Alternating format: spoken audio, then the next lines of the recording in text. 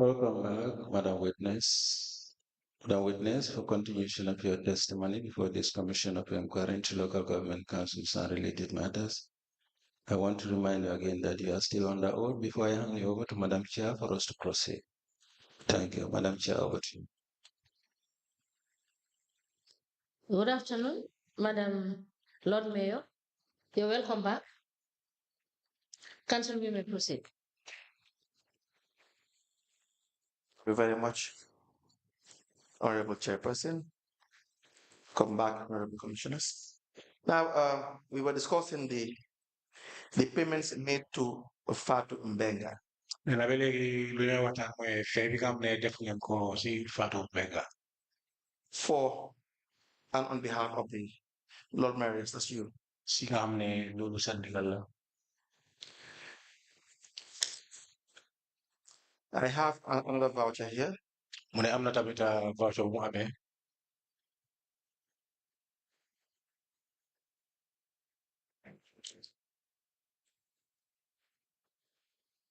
It is voucher number 1805. Nena vobu voucher number 1805. Or better still, BCC PV 22001551.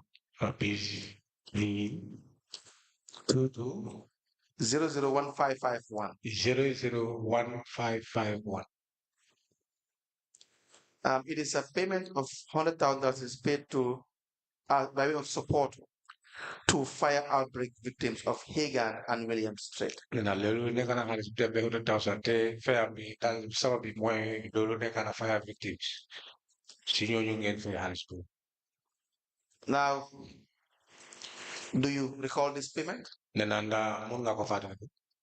Yes. Wow. Wow, actually kunabo. Yes, I do remember. Yes, I will show you the one.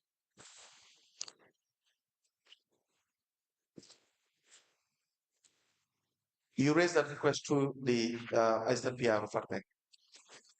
Nena li funkoreson mwe assistant PR. Fatu Menga. Yes, that's correct. And the money was paid to her? Nena halis besi mom nga ko fe. I don't know that mom like that we pay to the victims themselves. Why have not had this be land like in the hands of victims?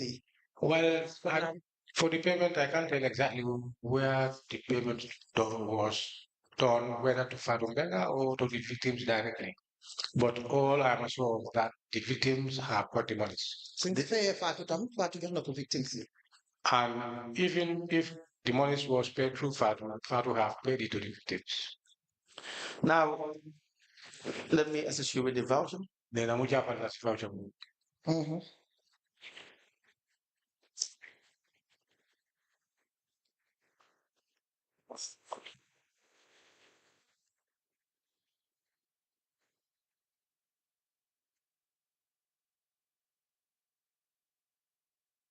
There is a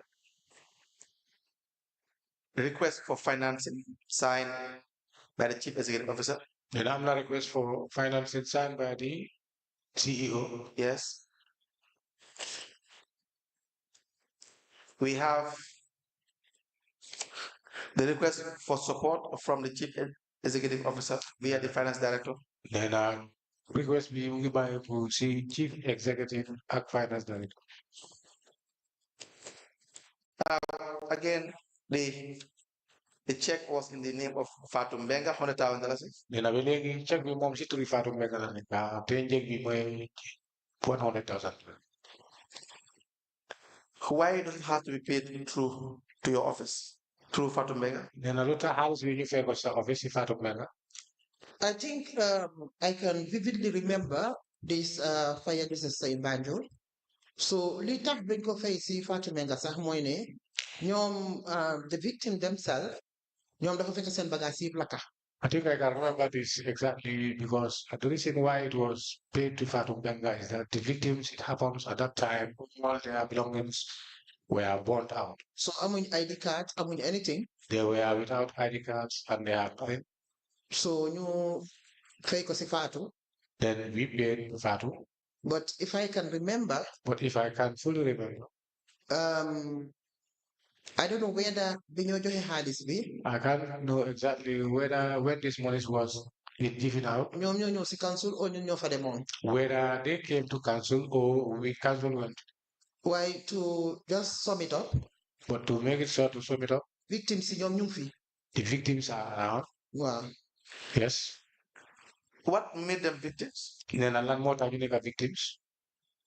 Blended victims. Yes. I think picture be not album for. We got the picture there. It shows one, do I say room or house or compound? Then under Nigla or Kirla or No, same can be more totally laka. the compound More laka. all over good fire. Now, was this a council's initiative or was it your initiative? Then Ali Halati Kazunda or Sahalat. Halati council la, This is council's initiative because these things are budgeted for. because they are budgeted for. Now, then it should not have been paid to you then. Then upon the forward on Pruno Fakos. Man like of Was it paid to me? Yes. Yes. Fatu Mega wrote on your behalf. Fatu wrote on your behalf. well, I write on behalf of the mayor to request $100,000 as council support to the fire victims of Williams and Higgins Street. Then about Lilawate, so ko say the mob of Kobinda Sisatu. well, Hedna is the language because Fatimega Fogmu write on behalf of somebody requesting for it. Yes, maybe it's the language because if she is to write, she need to write. Fatimega Munuta Bindane, I'm writing on my behalf, Mombofam. She cannot write on her own behalf. She has to write it on somebody's behalf. That's why I said the payment was made to you. Then a limo tamom tawen muda dilane halis michi or like coffee. While you cancel you Fogna Manta mit council general council the Lafa Togalde. Council, I think I was sitting there for the general council. Why better like Japan Simon Coffee? Why money them the victims? Yes, but still I'll take it as it was paid to me. But And I appreciate to make it to make it clear or to make you sure that these monies were paid to the victims. Then I appreciate me poor ma muna janga next time so if I can request you mainly amna. But I'll appreciate it as I am learning if such a thing happens like this request. So kumeni Fatu Menga, But like Father Benga, Koi Binda. if she's to write, The Fabinda I'm requesting on behalf of who? she will write it directly that she is requesting on behalf of The who. rules are clear in relation to payment. Then as well say they are very fair mom lo if the And so council's initiative should be done in the name of council. Council's initiative In the name of council. in accordance with the budget. Then as well say they pro under budget me. The problem here is accountability. Then I tell them If we give money $100,000 to one individual then as well jote has 100,000 you choko dugal ko sila hob kena. for the payment to victims, Then a profay ñoo xamne dañu loro. that becomes vague. Then a lolu dafa fake trop. And you can't account for the $100,000. Then a lolu kenn du ko mëna leral do ko mëna account. That is the issue. Then a lay moy bil The council, the council. I totally agree with you. I really totally agree. So why is it then them busy chapata for account? But if you go to the Tavanda for accounting these monies, It's as simple as ABC. it's just simple as ABC. Because one na in your hajisi. As I said, the people which the monies was paid to, Nyom fa. they are all around. So nyom didn't you testify one and nyom your hajisi. They can come and testify to show that these monies were paid to them. Yes, I will appreciate. And I will appreciate So wahene head na the process the wrong. if you say the process was wrong. Waring ko fay si waring man warum ako warum man elected hajisi. I should not request for the said monies. Again, this make me confused. And again, definitely it makes me confused. And it brings us back. And it takes me back. Sinima la wax ni Anadole Mayor. As I said, where is the powers? The mayor. So motax ma bëgg xam légui su fekkee ne ku melni Fatou Menga. This is why I want to know like a certain person like Fatou Menga. Amna Banjul. Fire amna Banjul. Fire for the Banjul. Ñu bëgg support. And we need support. Légui ki ko request si turi kan ko request. Now, if she's to request or anybody to request, whose name is the request? Do you think it's appropriate for the mayor or the mayoress to be requesting for money for donations directly, and then the money is paid to the mayor directly. Let's say $100,000 is on in several instances, and the mayor has the discretion as to how and who the money should be paid to. Do you think that is good accounting? Then as I said, nanda fonga ne lol dafa comme yow yaay mayor bi nga dal di bind request xaalis bi buñ ko amee ñu dal di ko fay si yow pour yow tamit nga dal di taana ki nga war a jox xaalis bi pour mu dem fay victimes yi nee naa foog nga ne loolu yoon wala. The council wax naa la over and over again. As I said over and over again, council. Nella, I totally agree with you where the process is wrong. That I totally agreed with you that the process was very wrong. Dama appreciate nga wax ma ne ma lii mooy the right way. I will appreciate Pour nga wax ma ne lii mooy the right way. For you to tell me exactly the right way. waaye wax naa la sonna ne la xaalis bi du man lañ ko jël si baag ñoo jox ma ko. But as I said clearly, that it doesn't mean that the monies were put in the bag and handed over to me. Why Fatu was requesting. But Fatu was requesting to the CEO. To the CEO. On behalf of the office of the mayor. On behalf of my office. And the money is paid to her. Then I tell her well, and I told you exactly. Yes. Okay, let's assume the Harris Momla. Yes. And so if it is paid to her, and she raised the request on your behalf, it means the money is paid to you. Then a mom, ne mo bin letter bi dal di ko request ne yaw on your behalf la ko bindé. So you go fair Harris bi lu mu woné moy Harris bi dafa bendi be légui ci yow la ko jox. Yes, I agree. Exactly. That's why I said for wherever we see Fatou Mbengue, we see Rohey Malick Lowe. Wow. So lot of model Fatou Mbengue to the moon fair, dafa melni c'est tout mo fa fair. Why what is more important for man moy But the most important for me is that Harris bi request for. The reason why these monies were requested. The monies have landed there. And those are here. They can testify. So what I agree is that if you tell me the process was wrong, why I cannot agree in the Harris but I will not agree that the monies was taken or put in the bag of. Let me tell you what my independent opinion will be. If you ask Patrick Gomez,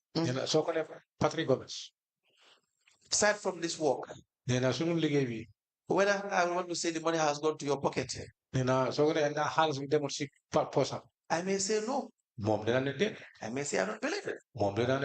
I may say I believe that you are worth more than this.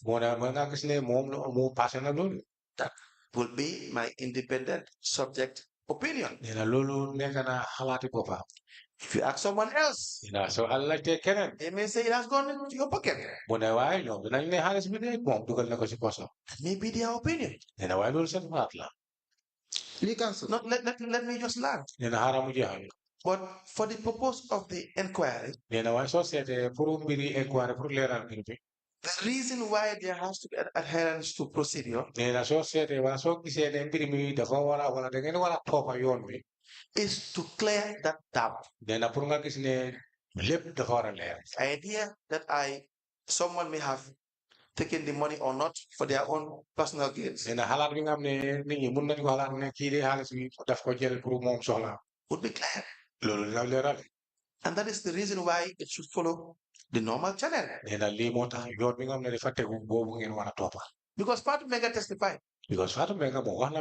If I recall her testimony very well, she states that when she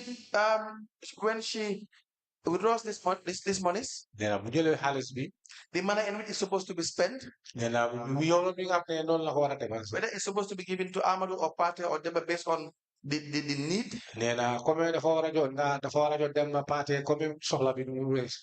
instructions are directly from the mayor. Is that true? Well, it goes from now from the beginning. Foog mu am kenn kuy jël responsibility Fatou foog mu am koo xam ne moo ko yónni ne ko defal lii. As I said earlier on, there must be someone to take this responsibility. Because Fatou Mbengue must say that he was sent by someone, and I think that foog naa loolu establish nañ ko ba pare. That have been established here already. That's true. I have never shied away. I have never shy away. Then you have never tried away wax la ne maa instruct Fatou Mbengue to say she instructed Fatou Mbengue Kirki am nañ fire outbreak. To say to her that this compound has a fire break out. Right to the CEO. Right to the CEO. Pour wax ne dañ leen di dimbale si lii ak lii. To say we are writing this up. So man tamit suma doole mooy. My powers there is. Ne xaalis bi egg na foofu. To see already that these monies have reached them. And I can testify here. And here I can testify that the people who the monies was given to, they are here, nothing wrong with them. One thing I can agree. One thing that I can agree. You said ne Fatou Menga process You said the way the monies was given to Fatou Menga was wrong. I can agree with you. I can agree with you. So lolu mo. For that, I will agree. Why halis bijaru fende? Why the money does not go to anywhere. From Fatou Menga. Lita halis bijo. The reason why this money was raised. And the only thing that makes it simpler is that, or easier, is that the witnesses are still alive. Now I go to the next voucher. Then I need them spending voucher. 22001245. 22001225. 245. So disbursement as cash impress location for condolence package of 2 deceased Banjulian wrestlers and feeding for the Rohey Malick Lowe drop. I find it difficult to drop. I'm not a big fan of wrestling, Lord Mayoress. That is why I focus on football more. But that's why I can't pronounce this perhaps. So again, what is this payment for?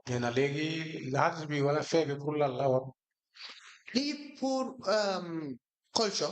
This is for, or this was for culture. And until today.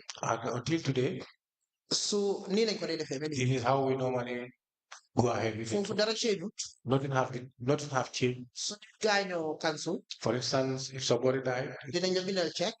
We will write a check. Or to go and make the condolence. So activity it has to do with sports. If we have like wrestling or other activities that can go with sports, sponsor. Still we do sponsor them. These are all budgeted amounts. These are all budgeted ones. Okay, it's $20,000, 2 different payments. 2 deceased Banjulians, $10,000, and the rest last $10,000 and feeding $3,000. So again, payments not to be made in your name. Has ni ay ñaari fukki junni fukki junni bi dem na si ñoo xam ne victime si yeneen fukki junni mu dem si activities yi nga xam ne dafa amoon si sport nee na waaye ba léegi de lu war mooy fay wi waruñ koo def si sa tur. Payment should be in councils. nee na fay wi dafa war a nekk si turi council. Council have a budget. nee na council am na budget. They have an account. Am nañ account. They have secretaries to the account. Am nañ ñoo xam ne ñooy secretary to the account. It should be BCC's contribution. Nena lolu wana nika BCC contribution. Not money given to you and you give the money. Kota neka hal ngam ne dañ la ko jox yow nga dal di ko joxe. Do you understand? Do you understand that lolu leer na ci yow? Well, lead council. Yes, lead council. I don't know whether council legi dafa wara jël responsibility am kon.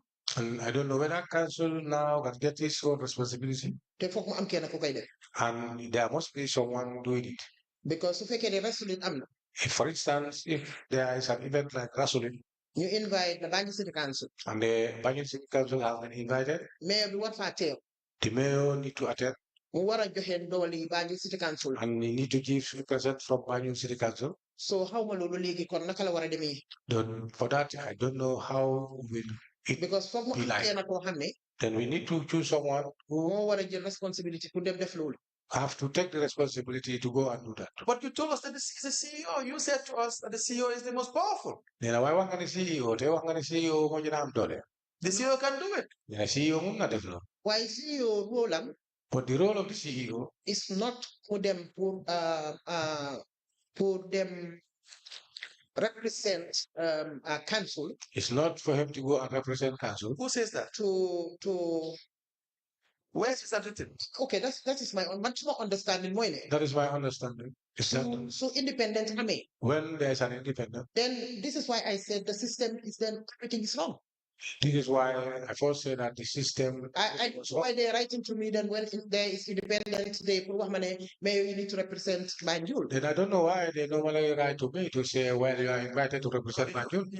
So they need to write to the CEO and what you represent Banjul. And they also write to the CEO to say he is the one to represent Banjul. You are mixing two different things. Then I just You're the head of Banjul City Council. Then I Banjul City Council, well, GT Banjul City Council.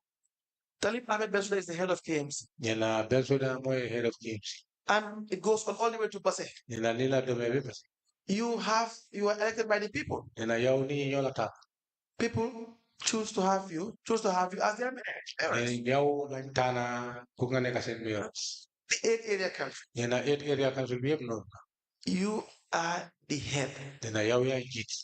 But it does not mean that there will not be segregation of duties. We need to know the people where every dollar is going to. So we give power to the CEO and we limit it with the other hand.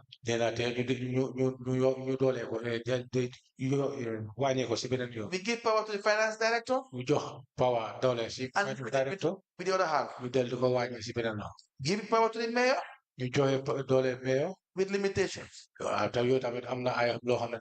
Give power to council with limitations. So that at the end of the year,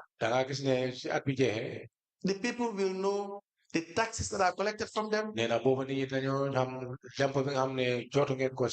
levies, the dues, the monies of council, how it has been plowed back to council. That is separation of powers. For checks and balances. That's why you have audit. Internal audit should be able to tell you or the council or the CEO, no, you cannot do this. You should be able to tell the CEO, you cannot do this. Internal audit, external audit should be able to tell you guys, you have done all of this over the years. X, Y, Z is wrong. External audit But why they have been doing that? There are audit reports. There are flat this. They're flat. Do you guys review these audit reports? Then under audit reports, you can go review. Council. I think we are all saying the same thing. The function of the mayor. What I'm telling here is the function of the mayor. Because then don't work for the body. We were talking about Asul. CEO, you inform or you tell me that the CEO can't be able to represent. That is where I'm talking about. That if at all, then the mayor, then they invite the mayor. Because what I think was that mayor should be the face coming over here of the council. Mayor be the face of council. So that all these social activities that do happen. Mayor if the mayor cannot represent, deputy mayor should be there. The deputy mayor must be. Understanding to my understanding is that the CEO dealt purely with administration. That is what I'm saying. So if they invite the mayoress, if they invite, then as well invite her, or they invite the chairman, you invite chairman, or the mayor, then you take your own money. Then it's my point. If you want to invite me in my individual capacity, then I saw invite as mom si papa. My pocket and then go with from my own coffers. Then mom na kasi ne lingam ne lol mo ko mom lol na fofla mo dugal lo hambe si post mi mutel. Councils from council's coffers. Then I was fekere hands mom si council la ko je. It has to come from the usual way. Then I kon ni mo wara def moy lolu dafa wara andayo. If they write for donations, and they channel it through your office, then I knew that your office. Some do not know. Then Genuinely, they don't know. So it's okay to write it through your office. Or to the CEO's office. They take action in accordance with the budget. If checks are raised, they are raised in the name of the recipient. So it is BCC given directly to Mr. X. It would not be Rohey Malick Lowe given to Mr. X. That is the issue. Agree now. I agree. Why no memo What I'm telling is that the memo that you are talking about, understanding my understanding is that of Rohey Malick Lowe and Rohey Malick Lowe as the Lord Mayor of Banjul and Rohey Malick Lowe as the Mayoress of Banjul is two different things. It's a different two things. Inviting When I'm invited for an I'm invited for a wedding. Do they take it from the cover of Banjul? That is not. I don't take it from the cover of Banjul. Why is it the wrestlers in Banjul? But if at all it is the wrestlers in Banjul or football in Banjul or football happen in Banjul, you've been the Lord Mayor of Banjul, and I am written as the Mayoress of Banjul. Understanding my understanding there is that they are talking directly to the council. They are talking directly to council, and not as Rohey Malick Lowe. And not as Rohey Malick Lowe. No, understand. That is my understanding. It cannot be that. Okay. Because even did please proceed. I agree. Understanding. I am just telling you my understanding where it has. Because I was a councillor in Sweden. Because I was a councillor in Sweden. So the differentiate swing individual businesses. The way we differentiate our individual businesses. Swing council businesses. And the council business. Whereas Simba be the letter man. Whereas if I am written the letter. You address for the council. And it is addressed to council. You therefore Rohey Malick Lowe. And it is written as Rohey Malick. The council then go resend to my private address. The council will resend it to my private. Why swing the councillor Rohey Malick Lowe? But it is a councillor Rohey Malick Lowe. It's purely the council. It's purely for council. So now I'm a little bit confused again. Now I'm a little bit confused. How to differentiate Rohey Malick Lowe? How to differentiate Rohey Malick Lowe? And Rohey Malick Lowe as the mayor of Banjul. As Rohey Malick Lowe as the mayor of Banjul. Because so get the council. The reason why I'm telling you that council. It's not even particularly only about the memo. It's not particularly about this memo. I will tell you a particular case. I will just tell you a scenario. Particular case. A particular case. When my court attestation. When I went to court for attestation. And you own the bill for favor. And we have the bill to pay. Auditors select flat. The auditors have flattened it out. Because then the council work of faith. They say that council shouldn't pay. Why Lord Mayor of Banjul then you court. But I told them that it is the Lord Mayor of Banjul who was taken to court. Because other Rohey Malick Lowe, the other Rohey Malick Lowe who they are staying in their homes. When they are taken to court, send private accounts they clean them with their private accounts. But they still flank it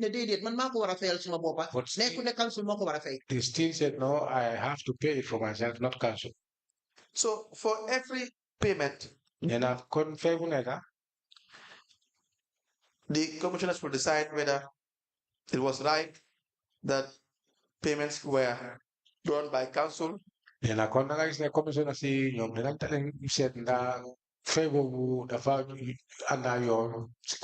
When the request is written in your name,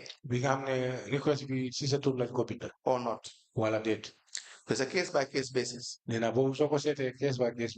Here, number one, this wrestling is in Senegal, correct?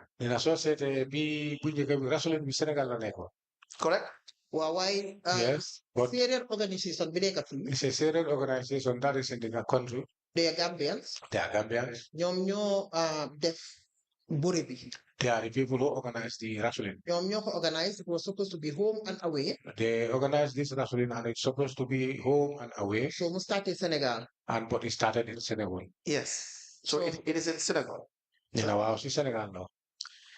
And number one, because it's in Senegal, then I don't see the relevance or the need that will commit our funds all the way nena boobu moom gisuloo benn relevance wala loo xam ne dafa war pour ñu jël suñu xaalis to beneficiaries in Senegal. pour jox ko pour ñu dem ñu njëriñ ko wala jëriñoo ko Sénégal. And number two, nena ñaareel bi for this wrestling, you are the person named after this rapper. nena da nga gis ne tamit bore bi yow nekk nga koo xam ne yow lañ tuddal si drapeau boobu. So council would have had far more pressing issues. nena kon seede council dafa war a am ay present issues yi nga xam ne I don't know how you interpret pressing, Wolof. Far more pressing issues, far more important issues nena mooy loo xam ne lu gën a am fayda than taking money to Senegal. nena pour wala loolu moo gën a am lu gën a am fayda bala nga di jël xaalis bi di ko yóbbu dugal ko si Sénégal for wrestling. pour mbiri bëre. Do you not think so? nena mbaa foogloo ko. waaw li council yes lead council. dafa mel ni nga wax ma ne exchanges yi ngay def for example. For instance, I think you telling me about the exchanges that they normally do. Partnership at Dakar, for example. We have partnership in Dakar, for instance. So Senegalese ñëw nañ fi seet si ñu. Senegalese, they came here to visit us. And ñun tamit dañ war a dem seeti leen. And for us to, we need to pay back the visit. So fooguma ne ñoom seen ñëw bi fi. I don't think they are coming here. Comme dañ ko gisee comme yàq xaalis daal. They saw it as spoil money. So ñun tam suñ dem bi foofu. But I want going there too. Partnership boobu gisee ma comme ne yàq xaalis. In that partnership, I don't see it as just using money in ways. Fekkee ne suñ mbokki séeréer yi ñoom tam. If at all our relatives the Syrians, am nañ seen culture. They have their culture. ñu feel ne dem ak ñëw la. And they feel that it is going and coming. ñu dooree fële. And they started there. mujjee fii. And lastly here. Today drapeau bi Rohey Malick Lowe. And they named the flag or the drapeau as Malick Lowe. su ma nekkutoon mayor fooguma dinañ ma ko tuddee de. I don't think if I am not the mayor, they will name it after. ñu jox ma cër boobu. The reason why they gave me that. Because ñu organise programme bi. The people who organize this said program. ay séeréer yu dëkk Banjul nekk. They are Syrians who are living in Banjul. So ñu gis cër bi. They see the. ñu ne xaaral ñu They see the what? The honor. The honor. Now they choose to say, let us give it to the mayor. So my point that public officers should be very mindful to separate their interest, personal interest, from public interest. Nena soo ko seetee loolu dafa nekk loo xam ne dafa am fayda trop parce que soo seetee yéen seen interest bi ak public interest bi dafa war a utee dafa war a nekk benn. It's a thin line. Nena thin line la de. Nena war nga koo bàyyi xel bu baax. We have health care issues. Nena am nañu ay health care issues. All the area councils. Si yëpp si area council. We have area councils in the Gambia have the responsibility, if you look at the act, the responsibility to invest back to the people. Nena te soo ko seetee si acte bi nena am na responsible wala warugal bi nga xam ne joxe nañ ko pour nga gis ne naka la ñu kii ak doomi adama yi mooy mbooloo education. Healthcare. Agriculture. You name it. Nena yu bëri la. So that's why I said there are all pressing issues. Nena li moo tax mu ngi wax ne am na ay pressing issues. More important issues. Yoo xam ne am na yoo xam ne important issues. So that when they even bring some of these things. Nena suñu fisi comme suñu isee façon yi. You even tell the CEO we don't have money for this. Na wala ne ñun amuñ xaalis pour lii. Our hospitals are suffering. Ñun suñu lopitaan yi sax ñu ngi mànce. Our schools are suffering. Suñu school yëpp ñu ngi sonn sax. Our roads are not very much intact. Suñu yoon yi baaxuñ. I'm just giving an example. Nena sample am lay wax. So that the monies we collect from people on a daily basis. Nena da nga gis ne xaalis bi nga xam ne dañ ko day jot si loxo nit ñi bés bu nekk. It comes back. Nena dañ leen war a delloo back. li nga wax ni yëpp dëgg la. Council, whatever you are saying is true. te ndax am ñu ngi ci de. And we are still on it. dafa fekk ne bii tamit dafa am a budget line. And it happens that we too have a budget line. nekkul ne dañ jël xaalis bi rek di ko posasee. It doesn't mean that we take the monies and use it like how we want it. te li nga wax ne mënoon nañu wax CEO bi ne ko bii warta nekk. And as we said, we should advise the CEO that this should not happen. su ma la waxee ne 100 of these applications yëpp dañ ko turn off. And if I tell you we have turned off a lot of applications, hundreds of applications. waaye for now pour ñu embrace tamit suñ culture bi. But I know for us to embrace our culture. loolu tamit is baax na pour council man si nu ma ko gisee. And for my own team, that is important or good for council. Because society, the sustainable development goals. If you see or read or check the sustainable development goals, Local government yi nekkal si aduna bi yëpp. And the local governments for the whole world, ñu ngi advocate pour loolu. They are advocating that. ñu ngi push pour loolu. They are pushing it. And the center of that document. And the center of that document. The importance of culture si la nekk. The importance of culture are there. So, mënuñoo wax ne dañoo concentrate si lopitaan rek. We can't say we are only concentrated on hospitals. Or dañoo concentrate si schools yi. Or only concentrate on education. This is my opinion. This is my own opinion. Ne sport. That sports. Culture. They in the peace. They used to bring peace. So boobu tamit lu mu bon. And for that, however the case may be. ñu ko dee gestu. We need to look out on that. Man nag I'm a fan of the SDGs. I am a fan of the. moo tax damaa bëgg a disagree ak yow foofu. A fan of. The SDGs, sustainable development goals. Very well. SDGs. This money is going to Senegal. This money is going to Senegal. Then how does we get Senegal? Well, you know, we are not looking at the lenses of. Yes, we are not taking it or seeing it as these monies are given to the Senegal. Going to Senegal. But that's what it says. But then alone more what it says.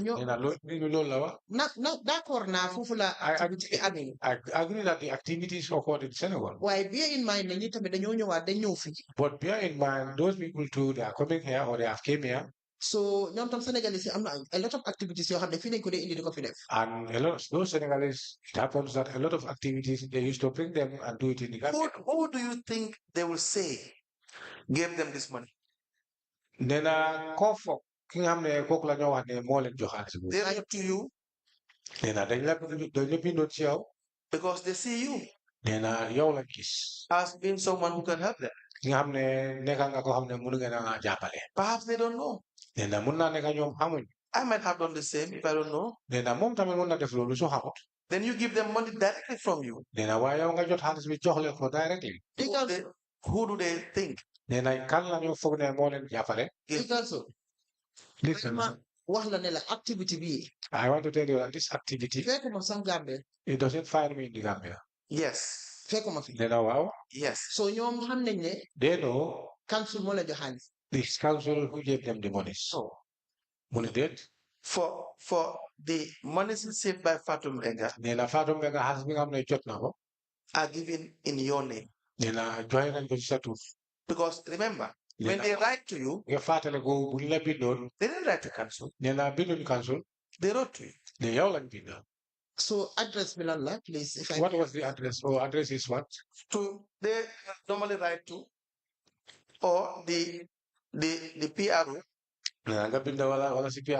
will write to the CEO requesting for money for you. No. Letter be trigger the people who wrote this letter. For some, we don't even see the correspondence from these people from the people requested. Correspondence I can give to you. We have the one for $20,000 is from the Assistant Public Relations Officer to the Chief Executive Officer. Executive Officer. All it says is from the Assistant Public Relations Officer. Assistant Public Relations Officer. To the Chief Executive Officer. Chief Executive Officer. All it says is I will have the mayor to request for the following. Do you understand? I understand. Do you understand? Understand? Yes, I do. I can tell you that. Let me assist you. You asked a very important question. The $100,000 as well for the victims of Hagan and William Street. Then 100,000 victims We only Hagan Street. And William Street. The request is what we see. Then a request be like this from Assistant Public Relations Officer. Then Assistant Public Relations Officer to CEO. To CEO. And on behalf of the mayor. Writing on behalf of the request for $100,000. For a request of $100,000. Not C. Then I like a letter emanating from letter bi nga xam ne bu jógee si the people's or the organization seeking donation. ñi nga xam ne ñooñu ñoo nekk di laajte xaalis bi wala ñi nga xam ne ñoo xaalis bi si ñoom la ñoo def. We have again a memo from Fatou Menga, Assistant Public Relations Officer. Then am nañ tamit memo mu jógee si Fatou Mbenga, Assistant Public Relations Officer. Addressed to the Chief Executive Officer. Te buñ ko bindee si turi Chief Executive Officer. I write on behalf of the mayor to request for the following payment. Nee na lu mu bind foofu mooy mu ngi bind si sa tur pour like $30,000 is xaalis bu dem ba fanweeri junni for media consultancy. pour media consultants. So again, no letter from the media or the people that are requested. Nee na waaye ba léegi gisuñ fa letter bi nga xam ne jógee na ko si media wala si ñooñu xam ne ñooy nekk di laajte xaalis. When we treat the other vouchers, Nee na soo seetee yeneen voucher yi tamit. if I see any, I will let you know. Su gisee beneen moom dinaa la ko yëgal. You can also have access to the vouchers. Nee na pour nga gis ne ñëw na access si voucher yi. And assist us as well. Nee na pour nga jaafat bi si kaw loolu. But this is the thing. When we asked Fatou Mbenga, Nee na waaye mbir mi mooy bu ñu laajtee Fatou Mbenga. how do you know that you're supposed to pay $30,000 to tourists? Nee na yow naka nga xamee ne da nga war a fay $30,000 to. She will just say that most of the times I'm just instructed by the mayor to pay this amount. waaye moom lu mu wax mooy waxtu bu nekk wala waxtu yu néew yow yaa ko doon instruct pour mu fay xaalis boobu. Even for catering.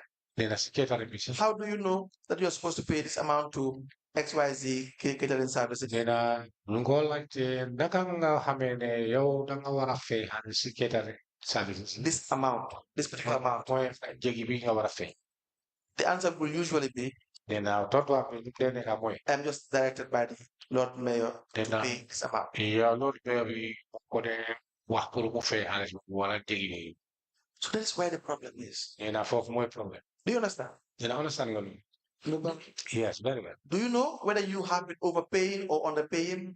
Nee na léegi fay boobu ndaa yow sa bopp yëg nga ne ndaa li nga fay dafa ëpp wala dafa doy dafa tuuti. As per the market value? Nee na soo ko seetee si mbiri marché.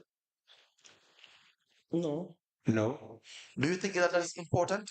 Nee na foog nga ne loolu dafa am fay. Si media bi. To the media.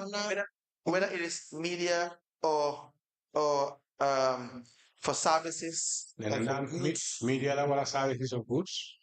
Do you not think it's important to know the market price before you pay? You may be overpaying. Like you've asked the question, or you've said that the money does not go into your pocket. And I said, individually, I may believe you. Someone else may not. But then, do you even know? Another issue is, do you even know whether you're overpaying or you're underpaying? Nee na laajte bi mooy xaalis bi nga fay ndax xam nga ko ndax si marché bi check nga si marché bi wala xaalis bi ngay fay dafa ëpp wala doy. Parce que wax nga ko fii ba moom sa bopp mu dal di la ne yow pour xaalis bi warloo fee xaalis si sa tur. Foog naa su ñëwee si media bi. For the media. Mun nañoo xam exactly ñaata lañ leen di fay. We normally know how much we supposed to pay. So boobu dañ leen mun a xam ne ñii suñ demee si ñoom lii la ñoo fay. For them, we normally know or knew that whenever we go to them, this is the amount we supposed. How do you know that? Then naka nga ko xamee. Because yàgg nañ di def ak ñoom. Because we've been dealing with them for long. So ku nekk xam ne. Who are you referring to when you say you have been dealing with them quite? So the ñan la ñooñu. Council. Who in council? Then a council. PRO bi mu fa woon. Mu tamit bàyyi fa woon. PRO was there. So ñii ñoo de handle affaire journalists yi. These are the people who used to handle the journalist affairs. So ñun xam nañ journalists yoo xam ne they are very expensive soo leen ooyee. We know some of the journalists who are very expensive when you call them. Ak ñoo xam ne seeru. And those who are not very expensive, those who are cheap. So when you pay, please proceed. So loolu dañ ko de mën a xam. We do know that. Suñ amee catering. When we happen to have catering. The same thing. The same thing. am na, for example, be the mayor of Miami ñëwee. For instance, when we had the mayor of Miami. Ak the mayor of Austin bu ñëwee. And the mayor from Austin. Laajte woon nañ different nit seen catering si. We asked about different people for their own catering. And it was very, very expensive. And it was very expensive. We have society si HB.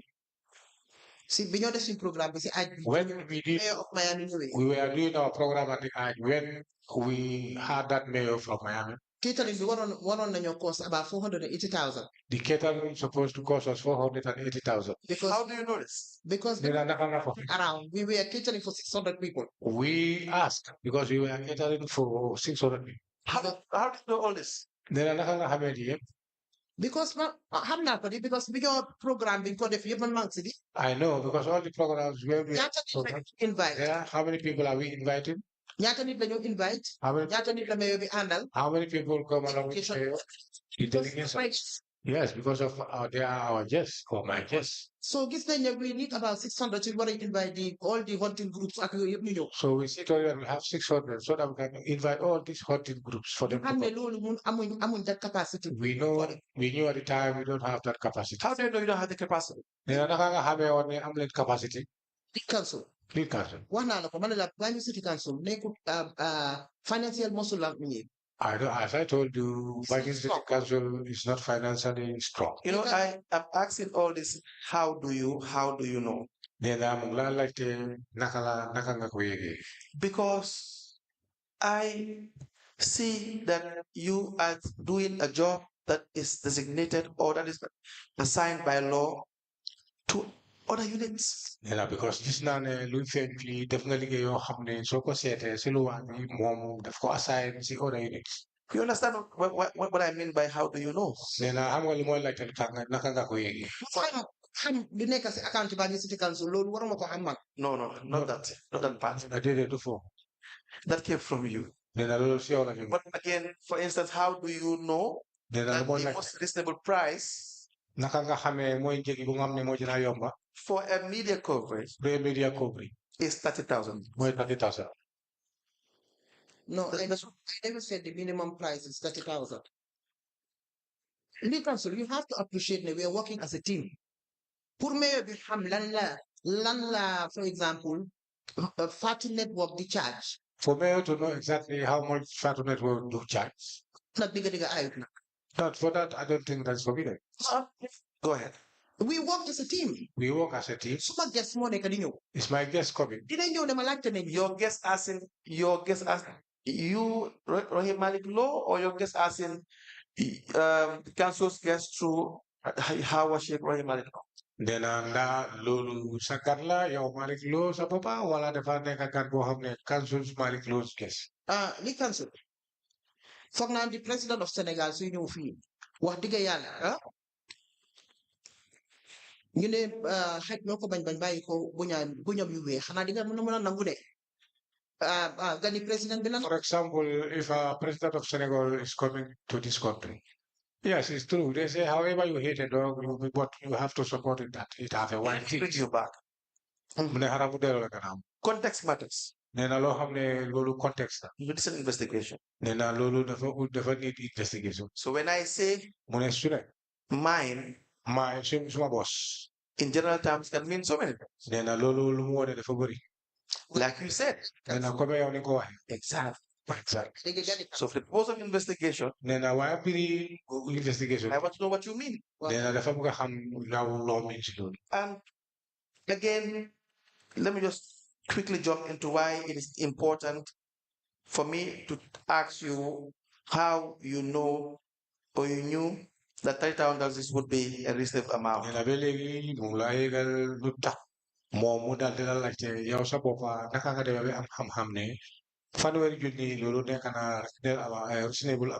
Because you may think genuinely, for instance, Fatu Network will cost $30,000 for a certain program. Fatu Network will cost $30,000 for a certain program. Fatu may cost so and so for a certain program. This goes on. Let's go straight to all the other media outlets. But that may be on the high side based on your own findings.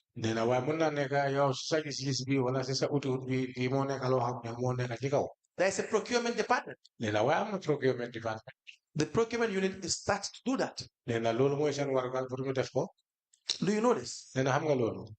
Technical, so how many ko don def da procurement ñoko def da CEO bi la. That is what I'm telling. I tell you, I can't remember exactly or no exactly procurement or, but I tell you, this was a long time we were dealing with them. Yaga dañoo def ak media houses yi. We were calling the media houses for a long time. So mun naa point ne la kii dafa seer o kii dafa yomba. There I can be able to point you to say this man is the keeping for. That's not how council works. That's not how it's supposed to work. So, for instance, when you need a media coverage, for example, you also have a media coverage for council's program, program council. You're right. And then they will channel it through the normal procurement process. You give, for example, if you give this to tourist media consultancy. Tourist media consultancy. That tourist media consultancy should be consulted. Meditation.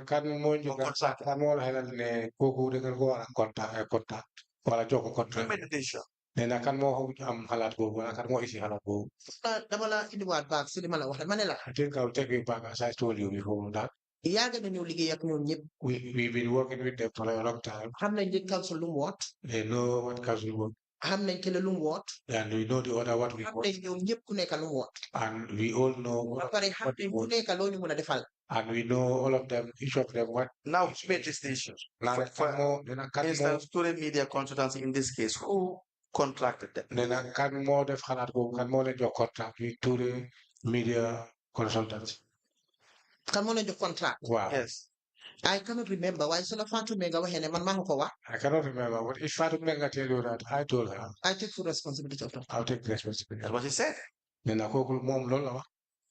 For most of our evidence, the instructions came from the Lord Mayor. Then I'm the one got the instructions to see how. And if it is from you, And I tell you how did you not rule out other potential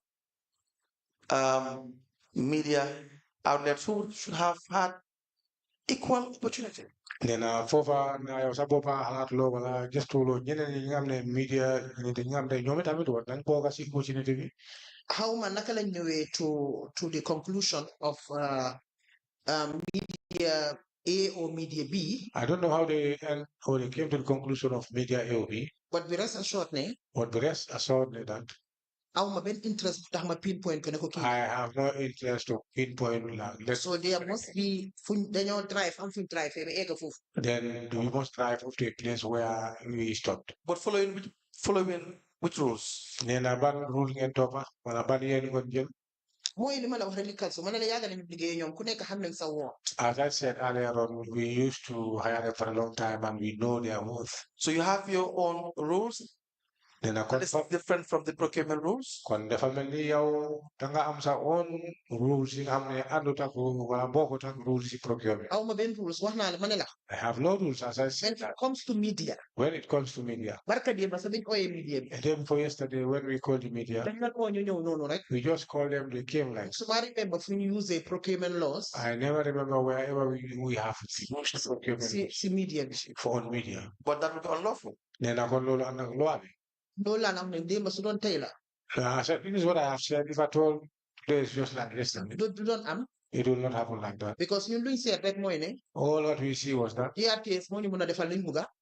GRTS are the people who are supposed to do what we want. We have an audience boo xam ne xëy na ñu ngi toog Belgium for example. We have an audience where they are staying in Belgium. Nañ oo ay Africa. And or in Africa. Nañ oo Paradise. They will call Paradise. Nañ oo QTV. We call it QTV. Nañ oo GRTS. We call it GRTS. And at the back of our minds, when they are looking at the back of our minds, because you know like a satellite. They will call them because they are on the satellite. So lolo rek la. That's the only thing. Please proceed. Proceed, please. Well, so like a satellite. But when it is on satellite, xam nañ ñan lañ war a target. We know the people they target. We have again another voucher for cash allocation for media coverage during the town hall meeting. Then I'm not voucher tamit bi nga xam ne dafa nekk loo xam ne during the town hall meeting. Town hall meeting. Request for payment of media houses. Request for payment of media houses. Star TV live streaming event, $15,000. Star TV live streaming events of $15,000. Star FM live broadcasting event, $10,000. Scout. Star FM. Star FM. Live broadcasting event, $10,000. Broadcasting events, $10,000. A total of $25,000. A total of $25,000. The letter reads, I write on behalf of the mayor to request for the following payment. This letter, how did you arrive at these figures? How did you know that Star FM would be paid $15,000? What they can know for 15,000. They send you an invoice? Okay. And I'm not invoice. Bi bu town hall bi. This town hall. Boobu foog naa media yi si yëpp lañ invite. I think we invited all the media. Because li si jublu woon. Because the one we are facing. Mooy joxe visibility pour suñ EU project. For us to give the visibility for our new projects. And bi discussion bi. This discussion. Mooy Jonas. Man CEO. Myself, CEO. Ak Mam Lai Jasseh. And Mam Lai Jasseh. Because dañ dem bis de suñ partners yi. We went to our partners. Dañ feel ne project bi am visibility. And we feel that the project does not have the visibility. So dañ bëggoon pour ñu génn. So we want to go out. Ñu joxe project bi visibility. And so that we can give the project the visibility. At the same time. But at the same time. Jonas dafa bëgg a ñëw tam suñ toogee Belgium. Jonas, when they are in Belgium. ñu mun koo seen nit foofu tam ñu mun koo gis. For their people to can be able to see. So view. luñ def mooy. What we did was. Invite media houses yëpp. We invited all the media houses. Now who decided that the amount to be paid? Then I can more decide To be quite honest. Then to be quite honest. Remember ndax Mam Lai la. I cannot remember exactly whether Mam Lai or I can't tell exactly who. Waaw waaye boobu moom CEO amu si woon hand. But for that one, CEO did not have any hand there. We have the cash impressed for the payment to the print media. They provide coverage for the mayor upcoming town hall meeting again. $25,000.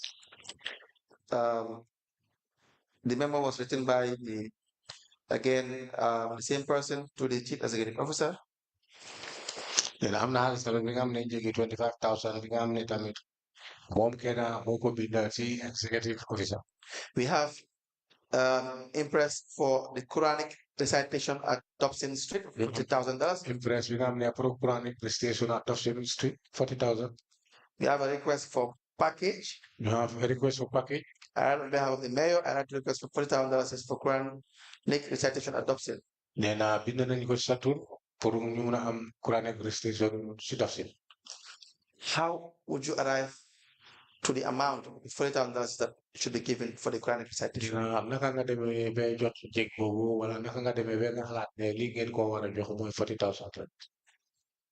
I cannot remember exactly. I cannot remember exactly. Why for now they invite on Ustaz in the new council. But I think we invited the Ustaz came to council. And when they came, they told us what they want for us to assist them. Who did they meet? Who did they meet? Man CEO and I cannot remember who. I think myself, CEO, what the third person, I can't remember. Do you have minutes of this meeting? No, I'm getting minutes here. No. We have another one. I'm not betting on it. A request of $20,000 for refreshment for the UCLG political advisor from Ghana. For UCG political officers advisors from Ghana. We have for refreshment. Another voucher. Paid to Fatou Benga. I'm not getting about it. I'm go face it to Fatou Benga. Payment made to Bishop Hannah Fall. Then I have saving. I'm not definitely Bishop Hannah Fall. $43,000. $43,000. Request for award package. Request for award package. We have I had to request for $30,000 and $13,000 is for the purchase of items to be presented to Bishop Hannah Fall. Nena winde na di laajte xaalis dembe fanweeri junni ak fukki junni ak ñetta pour jox ko ko ñuy wax Hannah Fall. What did you buy for this? Nena lan ngeen yënda si lii foog si naa xaalis boobu. Lan nga as in what dafay yaaga waay Nena lan ngeen yënda si xaalis boobu. foog naa ay ges na lañ jëndoon mënuma remember Ay lan. ges na I think we bought some just now. I can't remember exactly. ba pare ñu yóbbu kaas tookun tamit And a cash token too was taken to them to her. whose decision? Yours? Nena halaat kan la. sorry Sa halaat la wala. Decision bi si kan la bàyyi ko. si management of council The management of council. because Yeah.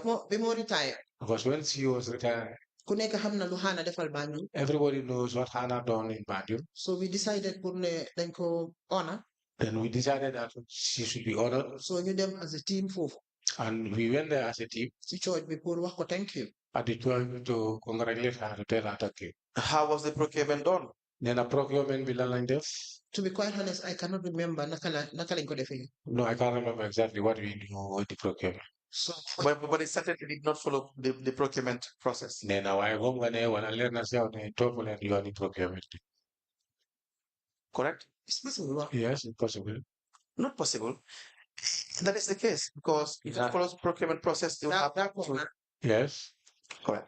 We have $23,000. Then am na tamit bu wone $23,000. The request for package on behalf of the mayor of Banjul, I had to request $23,000 for the purchase of gifts for presents for the UGLG political advisor. Daf ko bind si sa tur pour nga gis ne mu mun a bàyyi ay bagages pour ULG. UGLG. UGLG. Again, the same. We have the disbursement as cash request location for the chronic recitation at Sam Jack during the town hall meeting. The request was raised. It's $50,000. The request was raised by the assistant public relations officer, addressed to the chief executive officer. How did you arrive at this amount, $50,000? Yeah, so seetee bi tamit de nekk na beneen voucher bi nga xam ne bind na ko waaye li ngeen mooy laajte mooy xaalis bi te xaalis bi dem na ba $50,000. Nee na laajte bi mooy naka ngeen demee ba jot jégi boobu ne $50,000. Naka nga yow. waaw ñoom dañ leen di oo rek waxtaan ak ñoom wan ne dañ bëgg ngeen wàcceel Banjul kaamil They just call us to say they need to read or receive the Quran. and That's the camel. most of the time ñoom 40 ñoom 50 la And most of the time they are 40 or 50. so the guy dañoo dem rek toogalu em So they go and cook them some food. jënd ndox We call the board buy water ñaanal Banjul for Banjul. Does the budget accommodate this as in, or not whether it is budgeted for? yes Because of course the donations are normally budgeted for. religion is yeah Nee na nekkut ne ñu leen leen daal da ngeen ko budget waaye budget bi ngeen budget nee na daal loolu yëpp mun na dépasse loolu. yooyu yëpp dañ ko def budget Christmas Yes, we used to budget them all Christmas. suñ naawal defin bi naka naawal beach naawal bi Beach hours. What I mean is whether as of the time these monies are given, whether the account of council can accommodate it. Nee na moom mooy laajte mooy jamono bi nga xam ne joxe ngeen xaalis boobu nee na mbaa account council amee na wala mun na ko doxal. As per the budget allocation. Si budget bi nga xam ne boobu ngeen allocate pour lii. loolu duma ko mën a xam because man su ma bindee si CEO bi No, I cannot be able to know that because whenever I write to the CEO, fo naa su fekkee ne xaalis amul dina ma ñëw wax ne ma xaalis amul But if- mënuñ koo def if at all at the time of writing there's no money, he will come and inform me that there's no money. We cannot be able to sponsor that. There can be money in the account. There will always be money in the account, Nee na mun na nekk xaalis mu ba tey xaalis toujours mu ngi si account. but not perhaps just sufficient enough for this activity. Nee na waaye mun na nekk xaalis bu fa nekk bëriwul bëri boobu nga gis ne ngeen mun a boole façon activité yooyu yëpp foofu. foog naa su fekkee ne loolu am na dina ma ko wax I know how it happens. He will let me know or he will tell me. Okay. When you come back, we will go through the budget. Nee na su ñëwaatee nañ dem si biir budget bi. We have again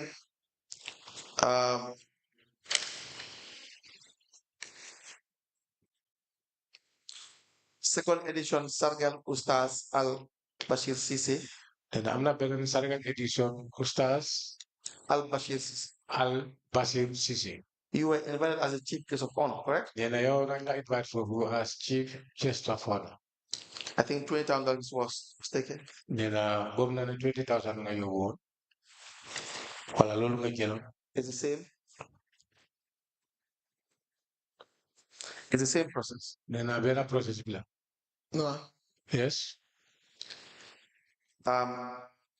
Impressed for the hiring of tents, chairs, and purchase of packets of mineral water for the 12th March town hall meeting.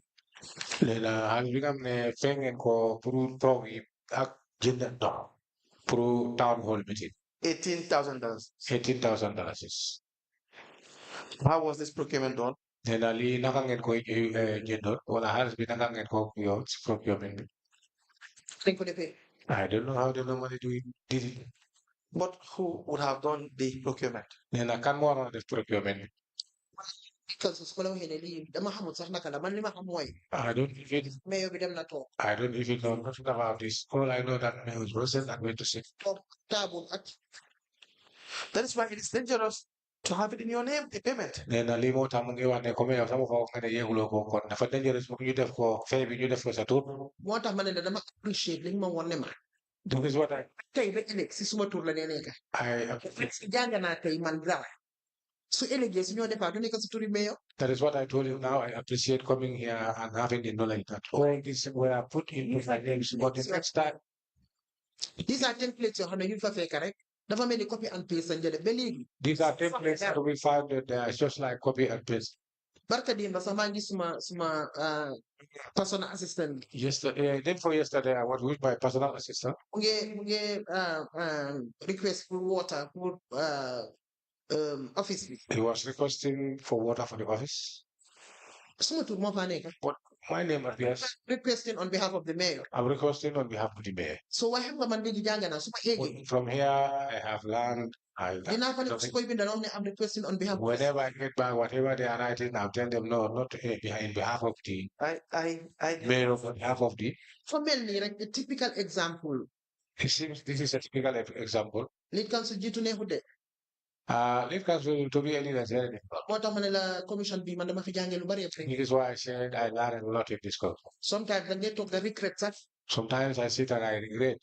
nga regret sax lu baax loo xam ne yaa ngi ko doon def You regret to something good that you were doing. man toog naa fi dégg ñu ne mayor bi 15,000 la di am essence I had people say that I am giving 15,000 for petrol. ki toog fii di ko wax moom moo la gën a xam ne mu ngi mislead di And the person sitting here said that the commission, he knows better that he is misleading the commission. 15,000 is not for the mayor, it's the office of the mayor. The 15,000 is not for the mayor, but it's for the office of the mayor. The protocol, Utility cars, utilities cars, the official car bi official car, fa la nekk all is included. waaye dafa toog fii comfortably But sit here comfortably. mu ne mayor bi 15,000 la di am essence Said mayor is giving 15,000 for petrol. Gambia yëpp daw ak loolu Everybody run with that information. mayor bi 15,000 la di am essence Mayor used to get 15,000 for petrol. so kooku xam na ne And that individual knew diggante ma yàlla mu ko doon wax he's between himself and God. When he was saying that, mu ngi wax neex commission bi he was telling something that the commission will appreciate. na wax lu ma wax rek mu génn mu dem He just say, or he feel to say whatever he want to say and go. su fekkoon ne si diggante bi man dama deeyoo If at all that is this in between, I happen to die. du am kenn ku ma vindicate Nobody. Maybe the individual was saying something that suits him or her best, not the commission. Nee na mun na nekk kooku mu ngi wax loo xam ne daf ko bëgg a wax waaye nekkut ne pour commission bi. But witnesses Nee na waaye seede yi nga xam ne can say that they want to just hear me out. Witnesses, I always allow you to talk at any time. nee na Witnesses have the right to say whatever they want to say. nee na seede yi ñëw fii am nañu war a pour wax lépp loo xam ne bëgg nañu ko. And I always repeat, it will be welcome. And te moom toujours da ko dee bam wax ne loolu is welcome. It's an investigation. Nee na loolu investigation. lead council Just give me 1 minute Mu ne nga may ko mu wax clear that. mu leeral. I know it's difficult when you sit home or sit somewhere and you hear someone saying something that you don't agree with. Nee na xam naa yëg naa ne dafa métti pour nga toog place di déglu keneen di wax sa biir li nga xam ne doo ko nangu. But in investigation like this, it has to happen. Nee na waaye façon investigation foog loolu xew. Like you said, because of the office you occupy.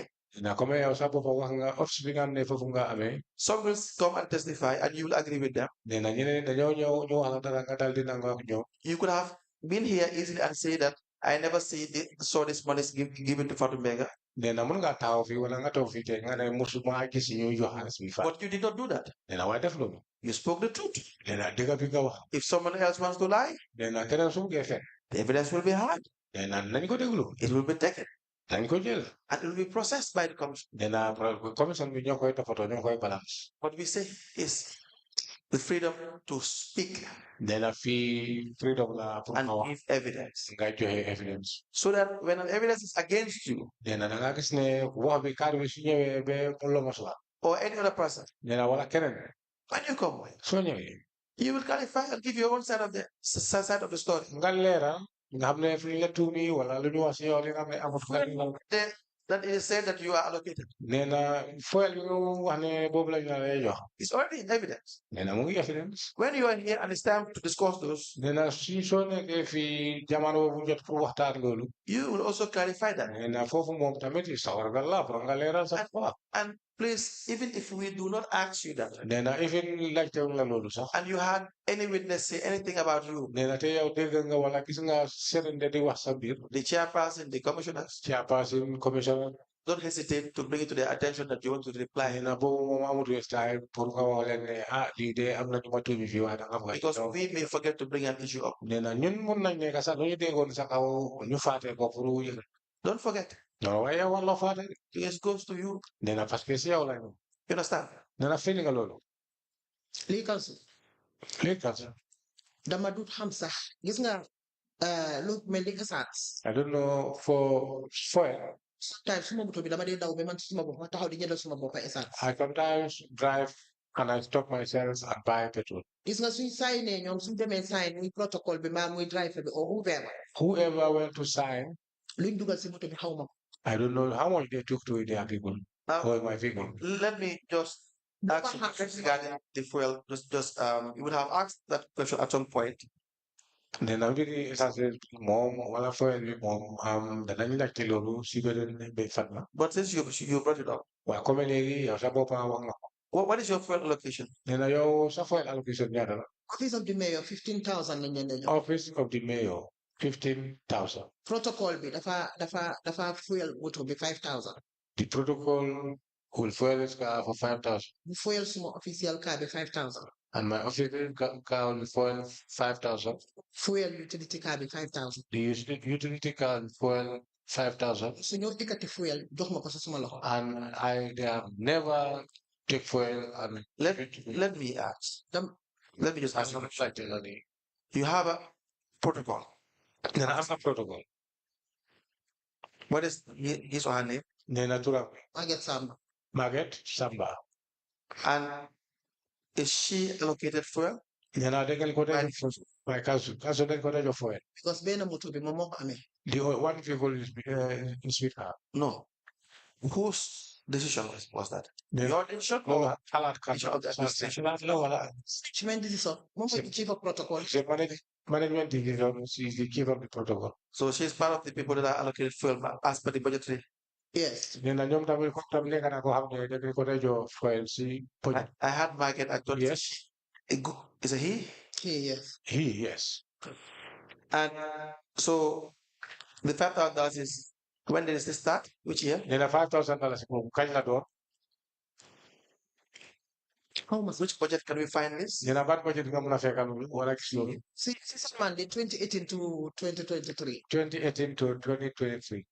Now, as you have stated, Nena comme yow di nga waxee. that the evidence that you have $15,000 is by yourself is wrong. Nena lu ñu wax fii ne yow sa bopp dañ la day jox 15,000 loolu du dëgg. When you come back tomorrow, Nena soo ñëwee ëllëg. will you be able to help us with the budget to show where the allocations for the office of the mayor is clearly stated? Nena mbaa mën nga ñu isuwaale budget bi nga xam ne daw ñu woon allocation mayor bi fan lañ ko sax bindee. Budget na xanaa dafa am fi dégay day sign. Budget or where they normally sign. Yes, but before the signature, there will have been approvals for as to who is entitled to receive fuel. Nena bala sign bi wala signature bi dafa am loo xam ne koo xam ne dañu ko taxawal boog moo entitled pour mu. How do you decide who is entitled to receive what? yow naka nga ku nekk ñaata nga war a jot si How tool. does the area council decide? Administration bi moo ko dee def. That is from the administration. Budget bi ñu indi ko ñu approve ko. They will put in the budget and bring it and it will be approved. The office of the mayor, But I will tell you that the office of the mayor, they have 15,000 allocation. we do have Yes, 15,000. for the $5,000 is for the protocol. Because 5,000 for the protocol. you have the same. Then I yow ak protocol bi benn amount ngeen day am. Nit also man every week dama dee yokk essence suma. For me, every week I need to buy and add. I do the same too. From my own pocket. Then I'm down low la def. Council dem am bay ñëwam bi dafa bëri. Because for me, my car going and coming. My point is, you agree with me that you cannot have the same amount of fuel with the protocol officer. Nee na lu mooy laajte wala lu mu lay wax mooy gëm ne yow ak protocol officer war leen a nekk It benn should be kii. the same level. You know what? Yes. Xëy na office of the mayor bu ñu leen joxee loolu. I know of office of the mayor when it is given to the office of the mayor. Moom moo ko decide man ne la musuma dugg si affaire yi I was shocked bu ma déggee fii. You- 15,000 laa dee am I tell you, I have never entered into how the fuel is dama distributed. demaat So Help us. when I heard that the office of the mayor is supplied with 15,000, bi ma Help me to get the authority, then nga jàppale ko pour mu am get allocations. allocations. That if it is from the CEO, In fact, the CEO la jógee we see the memo daal di gis memo or the communication, wala communication bi the budget as well. budget bi tam That states that li nga 5,000 boobu moo wane ne 5,000 is for the protocol officer, is for the protocol officer. 5,000 5,000 is for you, pour yow la and the other 5 beneen 5,000 utility car. pour utility car. loolu yomb na yàlla sax parce que man bi ma demee pour gis ko dama eega rek ma laajte kooku mu ne ma lii nii ak nii la dee demee. That is very easy because when they ask him, he then show indicate me this And then how this it is works. part of my legacy. I don't know. It's part of my. Fen I will not stand here and tell fii nit toog na fi mu ne people seated here and he said bi mu ko waxee daf la yóbbuwaale yow si sa bopp. when that individual said that he moved you yourself. bi moo waxee man dama dee yóbbu nit ñi ñuy abscond.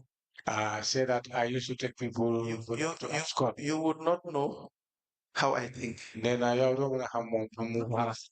mooy dama day de man sax action bi laa gis understand nga. Yes. No, what I'm telling you is that might be your reaction. That is what I saw. You would not know how I think. Then I don't want to have You would not know who I believe. Then I don't have My belief, it has zero importance in this commission, I can guarantee you. Then I'm always going to go. I'm not going to If a witness convinces the commissioners, that is the important thing. Then I witness commissioners. That's why I gave you the example that if someone tells me that the Mayoress Rohey Malick Lowe put $100 in her account, I, Patrick Gomez, in my private individual capacity, I may say that's not true. Then I leave nit su ko ñëwee te mu ne la yow sa account 100,000 moo fa nekk nee na pour moom bu fa na woon ne xalaat ne non lii du dëgg. I may say I also believe it. nee na tamit mun naa nekk mu ne waaw dëgg la lu am. But for the purpose of the hearing, nee na waaye da ngaa gis ne fatna bi nga xam ne fu jëna am fayda mooy. it's irrelevant. nee na loolu àndu tax wax. The people sitting here ñu toog fii. it will be irrelevant. nee na loolu da ngaa gis ne loolu. I don't believe there's no issue. nee na loo gis ne lu am My only job is to ask questions nee na moom liggéeyam bi mooy laajte. and test your evidence pour mu test evidence. and get the evidence. mu am bu daal di am evidence. Yes. Dama foog ne ñun ñëpp ñi fee toog fii it's very important ñu nit ki du dee mu man gis naa ko xam ne toog na fi mu wax loo xam ne xam na ne lu mu wax noonu nekku dëgga waaye man xam naa ne du woon intentional pour mu waxee ko noonu. Council for here, I see people Man me sit here and they say something that is not true, but probably is not from their mind. But me, as for me personally, I'm sitting here, what I'm saying, somebody would say, but what Mary is saying, she should not say it like that. But I can swear to God that some people came here and nothing brought them here, but just to spoil. Council, I'm the mayor of Banjul. I am the mayor of Banjul. Why I am also the vice president of the Global Parliament of Mayors. I am always the vice president of the Global Parliament of Mayors. I'm also the president of Rafela. And I am also the president of Rafela. Stop feneen di ma déglu suma nawle yi leen. So the people listening to me outside, witness toog fii mu ne man maa leen tax ñu di dafa am ñoo xam ne dama leen di yóbbu ñuy abscond. And a witness came here and said some people abscond because of I assisted them to do so. We will get to that. Yàlla dimbale ma. May God assist help me. ñi nga xam ne dañ dem ñëwuñ amu si kenn ku si musa ànd ak man. People who come here and went, nobody have accompanied with me. We will get to that. Then I'm sorry, and for the moment, we will put it to you. And then you will react to it. Then evidence contested.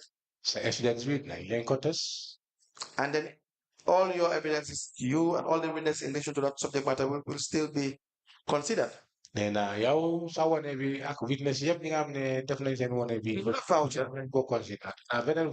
It's for the disbursement of sensitization and coverage of mayor's election.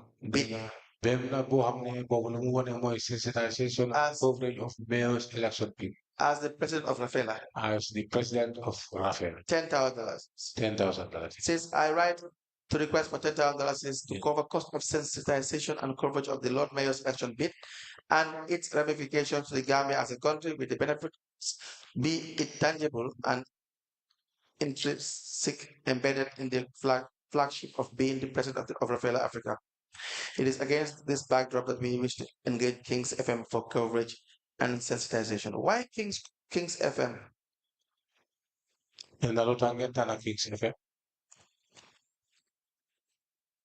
I have no idea. Why it was paid to Fatou Mega? Then the time you was Fatou Mega. Under your instructions. I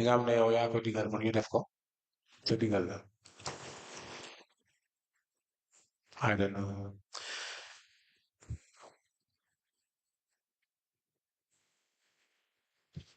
As I told you, some of them I'm not even aware. Oh, I think you said King FM. Now, if you are not aware, in some instances, payments made, requests made in your name, then who else will be aware? Then I also know I'm not fair. I'm not definitely going to I can't know what I No. Luma wax point. No, what I'm saying is that for them to choose King FM. They can be able to raise what I will not know. King FM. Now, King FM. Your election bid for the Rafaela, is that part of council's budget? Then I have second election be pro Rafaela be. Then I lolo wana pokasi council budget. Not council budget. Not Rafaela per se. Not Rafaela per se. Why from the visibility budget? Not from the visibility budget. Visibility budget. What is the visibility budget? Now, what is the visibility budget? Moi journalist That is the journalists and all those. But this is for Rafaela. But Nenali election. Pro Rafaela for election. Why lead council? Lead council. I appreciate that. Let us council Rafaela. Let us appreciate council Rafaela. Council Rafaela. Council Rafaela one. If I council do one for Rafaela. Rafaela defend the council 200. Council Rafaela done 200 to council. So I don't know why Muneka problem. I don't know why it became a problem. For like 10,000. For like the amount of 10,000. A typical example. For a typical example. Rafaela in 200,000 for youth volunteerism. Rafaela brought 200,000 for youth volunteers. Rafaela in a Bloomberg project. The Rafaela brought Bloomberg project. Rafaela in a Yenin projects. Rafaela brought many other projects. Rafaela in the boreholes projects. They brought borehole projects. In the borehole projects. They brought borehole projects. Right now we have $1 million. Right now we have $1 million. Understand? Look at $10 or $20. I don't understand why $10 or $20 is that. Formula Banjul City Council did you Rafaela? That's Banjul. Banjul City Council gave to Rafaela, and what Rafaela used to give to Banjul? 20 million, make a problem. 15 million, 20 million became a problem. You asked a very good question. And I legal like that. Well, definitely, man. Definitely, myself. Lee, I want to understand this. So gisee certain projects ma ne leen nit xaar Certain sheet projects because we need to differentiate. because Rafela is part of United Cities of Local Government. Rafaela is part of United Cities of Local Government. United Cities of Local Governments. Banjul City Council is a member of the United Cities of Local Government. And Banjul City Council is a member of the National. That you asked a very important question. In fact, most people will think like that. It's not their fault. I gave you 200,000. I take your $5 is unlawfully. Why do you have to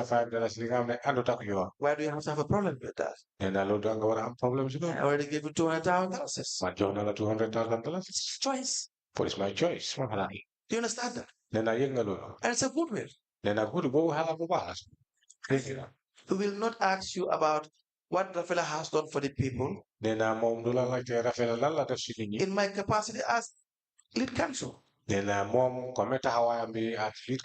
private capacity, maybe I am clapping for you. Maybe I'll vote for you over and over again. Maybe I am in support of that. But that's why I'm here. That's the issue. So, just because you have done so much good does not mean procedure in the most minor way should not be followed.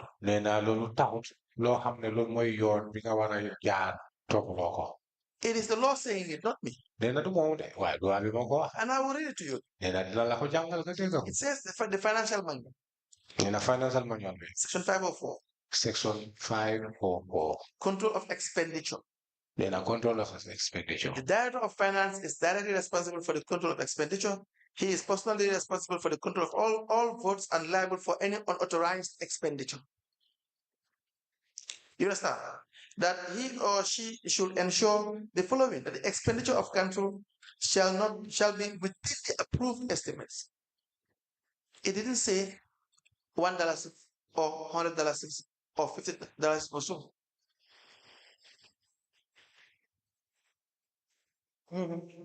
It did not say $1, $100 or $100 or $50,000. It says even one putut. Because it's public funds. If we disregard the payment of $10,000 because it's minor.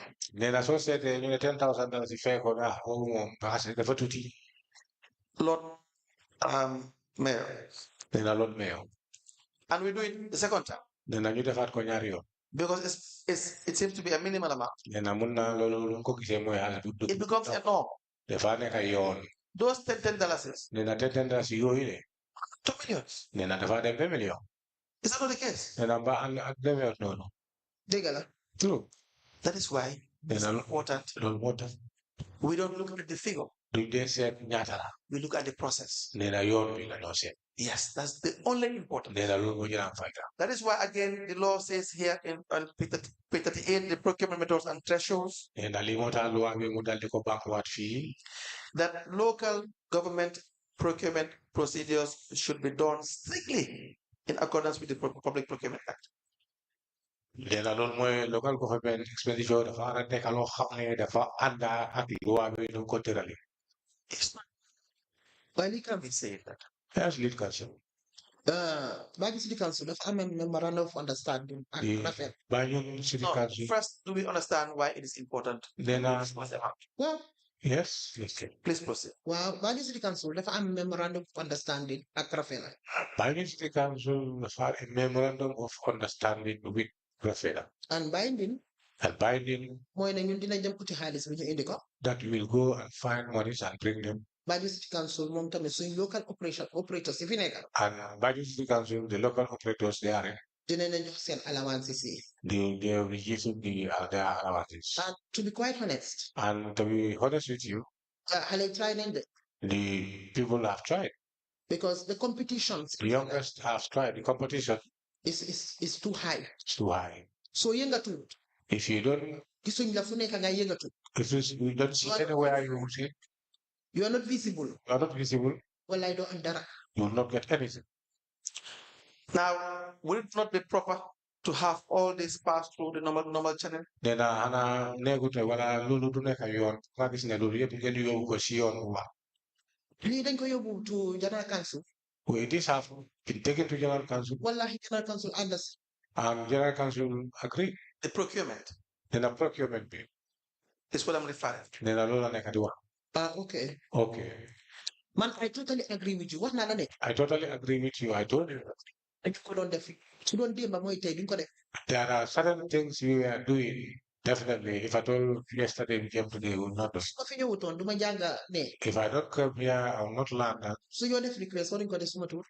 If we are making requests or any request, it should not be on my name. wax naa la ne barka démba sax suma personal assistant bi moo request pour am refreshment si suma office. I told you the day before yesterday, not even long, my assistant did a request It was for the mayor. in my office. It was the same on behalf of my We have the mayor. the mayor te li council. and lead council.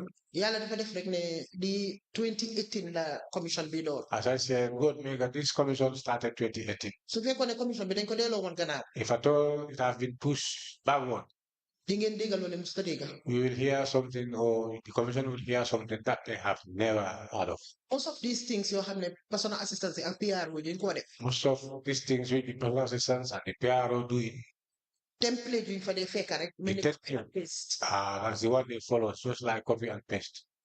nekku dara loo xam ne ñun ñoo ko invent. It doesn't mean that anything was there that we invented. waaye again appreciate naa. But I appreciate it. te su ma demee xëy na dinañ wécci doxin si boor boobu. If I go back, we will change the system on that side. man lu ma bëggoon a xam rek soo ma si mënee dimbale and I'm just appealing to you. And all I want is that if you can be able to assist me, and I'm appealing to you, if at all. su fekkee ne the personal assistant bindut ne on behalf of the mayor. If at all the personal assistant did not write it on behalf of the mayor. bindut on behalf of the office of the mayor. And he does it write on the office of the mayor. kon dafa war a bind on behalf of council. Then he's supposed to write on behalf of council. Before I move to this other payment for the town hall meeting coverage.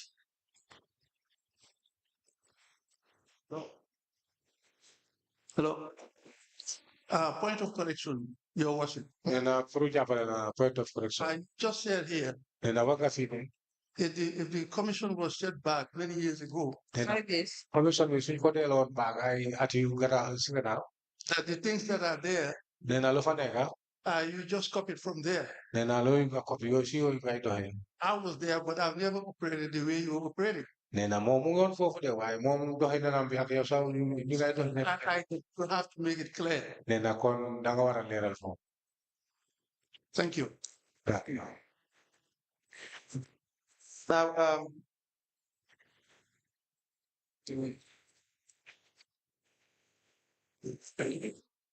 now proceed. We have again the media coverage for Mayor Town Hall meeting. That is 31st of October 2022. You have discussed issues regarding the media coverage. Council support to Janke Sonko of Tali. Is it Tali Dauda for the upkeep of her children? Tali Dauda. Tali Dauda. Yes. That's $5,000. Yes. We have payment of water and refreshment, but again the same with for Janke Sonko of Tali Dauda. Then I need to see Janke Sonko of Tali Dauda. Again, we have a request from the Assistant Public Relations Officer. Then the request we can see Assistant Public Relations Officer. Address the Chief Executive Officer. The address the Chief Executive Officer. For $5,000 support. For $5,000 support. On behalf of the Lord Mayor. City Lord Mayor. And the money was paid to Fatumbeg. The Harrisby, the Confess Fatumbeg. It's a check amount. Then I'll check now. I know you've already accepted that it's not the best process. There was cash impressed to print 1,000 t-shirts. Print 1,000 t-shirts from Mayor's Town Hall meeting. From Mayor Town Hall meeting. Of Banjul North constituency. Banjul North constituency. The amount paid was $200,000. The memo from the assistant PRO to the CEO. Assistant PRO CEO. Reads request for payment for visibility service. Payment for visibility service. Visibility service. On behalf of the Mayor of Banjul, I write to request for the payment of 1,000 t-shirts for the Mayor's upcoming Town Hall meeting at Banjul North constituency slated for 26th of March 2022. Council, in its efforts to bridge the communication gap with Banjulians, have decided to organize a series of Town Hall meetings in all constituencies in Banjul. It is intended to create an opportunity for residents of the city to ask questions and seek clarifications on issues regarding the council. Also creates a platform for direct interaction and meaningful dialogue between the council and residents of the city. And before I go to the procurement issue, what is this town hall meeting for? The town hall meeting for Lala. EU town hall project meeting. Utah. EU project Maladonwa. EU project meeting. That I was telling you.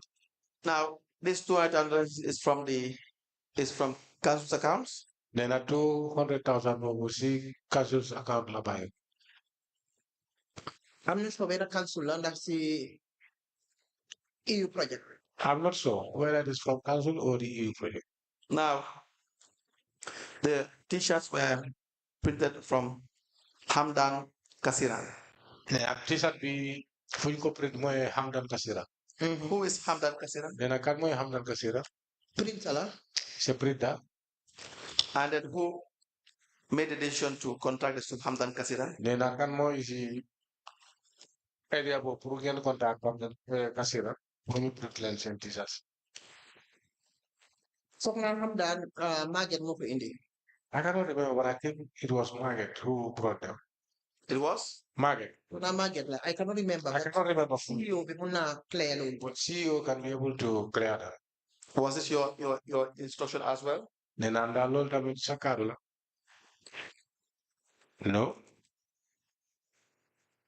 You do not tell or instruct them to use Hamdan Kasira.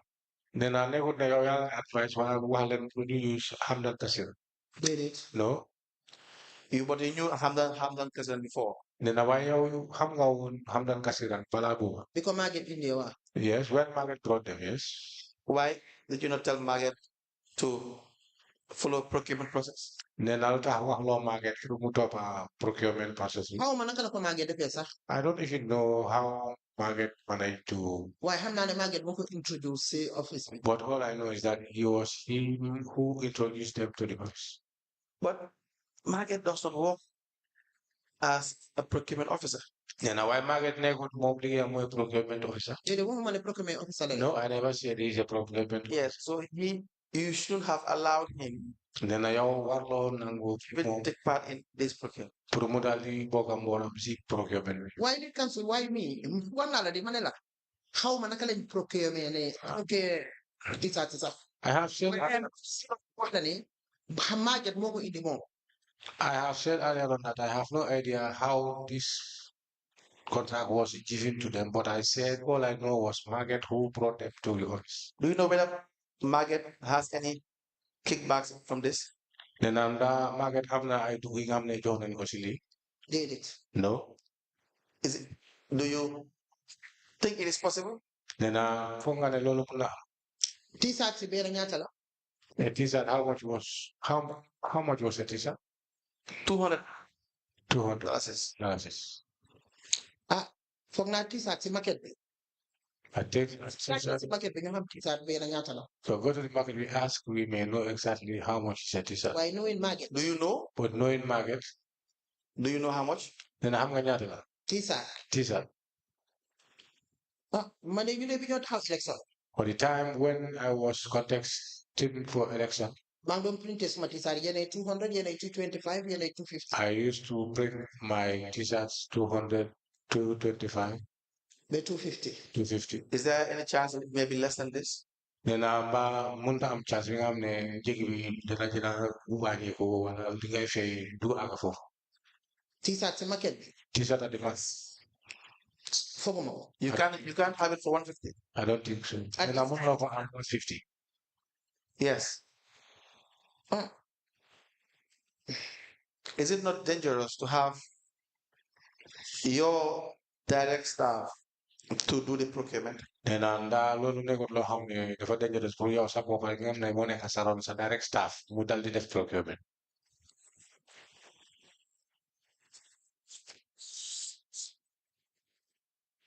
Is that not dangerous? Nena nda loolu is not dangerous. Ko def de waaye xam naa ne moom moo introduce ko à council. I don't know whether he was the one who did the process, but he's the one Fatu Mega said, to the council. Fatu Mega said you gave the instructions. Nena Fatu Mega lu am mooy yow yaa jógee digal. Waaw ko helu na digal. Yes, if Fatu says so, then that is true. Yes. Yeah, the truth. And so there is a possibility that what was paid was too much. Nena mun naa nekk li ngeen fay dafa bëri dafa nekk xaalis bu bëri. I asked that because this is called market survey. Nena su gisee mu wax loolu because lii dañ ko lu ñuy wax mooy market survey. Not because I think you're paid too much. Nena jël ne wala waxut ne yow li nga fay dafa bëri. There's a possibility. Nena waaye mun na nekk. Someone was not a lima face t-shirt. But I told you what I normally pay for a t-shirt. Yes.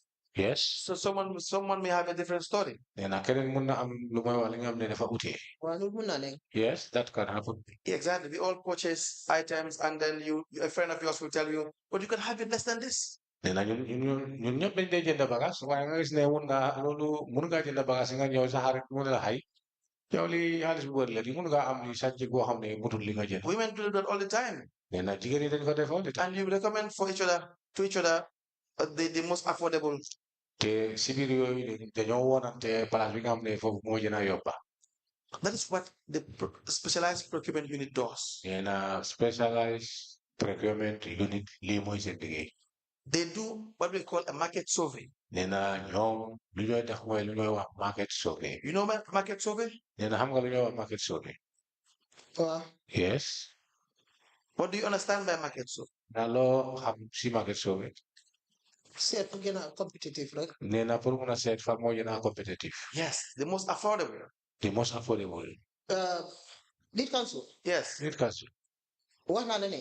I tell you that Many things has gone wrong. many things have gone wrong, Except. and I accept it. Man bi maa ñëw Banjul City Council. When I was coming 2018. when I was coming to Banjul at City Council in the year 2018, Procurement office. I did not find there any procurement office. There was none. Ram. There's no Fondo. no water, Tombalit. no dustbins. Loolu yëpp fekkuñ ko. I don't find anything there. Bi maa ñëw. When I was coming, benn kayit sa joxuñ ma ko pour wax ma ne handing over. nobody gave me even a single paper to say this is handing over. Moo tax ma ne la am na councils yoo xam ne. And this is why I said we have certain councils. They are very lucky. Parce que da nga ñëw ñu indi la everything tegal la ko. Because whenever you come, they put some all things in your front. Ñun amuñ woon loolu. We didn't have that. So many things. Many things. loo xam ne moo tax ma ne la. This is why I told you, suñ delloo waatoon gannaaw tuuti. if we went back further, di nga appreciate suñ council bi. you will appreciate our council. Even though comme lu ma la wax rek we are not perfect. As I said, we are not perfect. ku ñëw inherit council. Who came and inherit? Fekk council bi mu ngi amel banque yi nekk biir Gambia yëpp amul benn banque na bu du Standard Bank banque yi yëpp lañ amel. Apart from Standard Bank, they owed all the banks. So what they were doing. What we were doing. mooy lu ñoo wax Sweden window banking. That's what we normally say in Sweden, window banking. nga amel kii suñ ne waruloo soo amee ne banque bi 1 million. So I'm a bank. If you have 1 million, we owe bank 1 million. na def si beneen banque bi. You cannot be able to live suñu jëlee fi 1 million. from another bank. If you take 1 million. nga wàccee ko to 900. And you go to 900. nga ñëw fi 900. You came here 900. 900. Came here 900. 900. 900. So loolu yëpp moo daan ñaata million. That is all. How many millions? nawet si seen bopp ñu ngi fi di ma dégg. NAWEC, they are hearing me. ñaata million lañ fay nawet. How many millions we pay to NAWEC? ñëw taalal ñu courant. For them to come and connect us there. taalal ñu ndox. Give us water. loolu yëpp benn moto mbalit bi gën a ndaw. That is for all a small vehicle. But bi gën a ndaw. Vehicle. Man inherit I don't inherit it in Banjul. Now, lii yëpp dama ko paint. All these were painted. Because historians dañ jamono soo buggee xam ne ëllëg. Because historians see, they say, if you want to know tomorrow, fu nga dellu gannaaw nga seet démba. you have to check yesterday. nga xool tey. Check today. You can be able to know exactly tomorrow. Say my waxtu. If you see,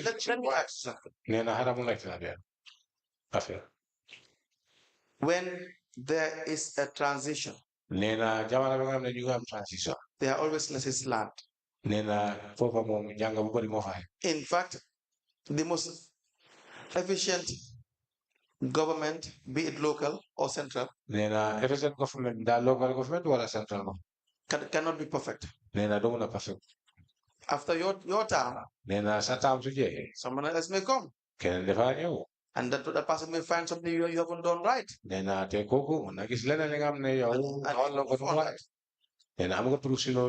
And the cycle goes on and on. Where Gambia started?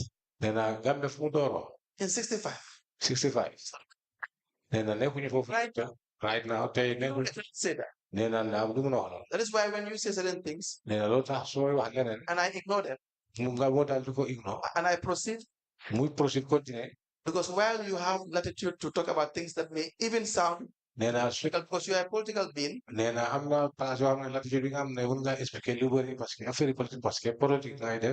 mayor. People elected you, are a mayor. People elected.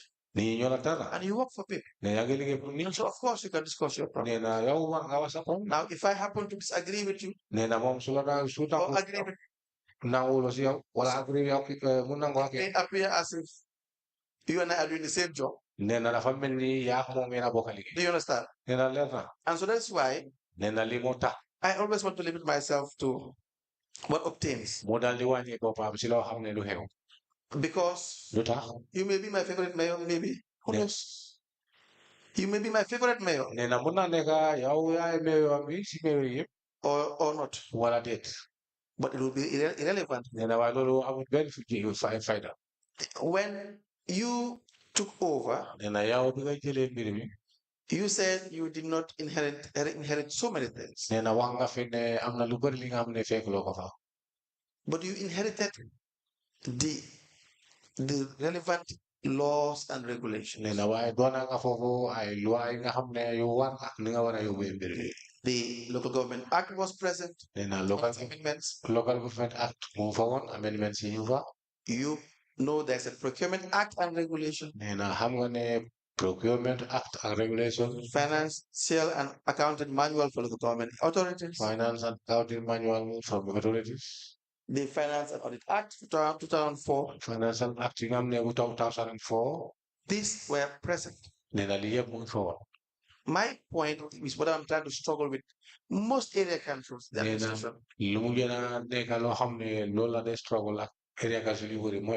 is the former didn't do it as far as I am concerned. And that is why when we came, we just followed the same pattern. Do you think that should have been the case?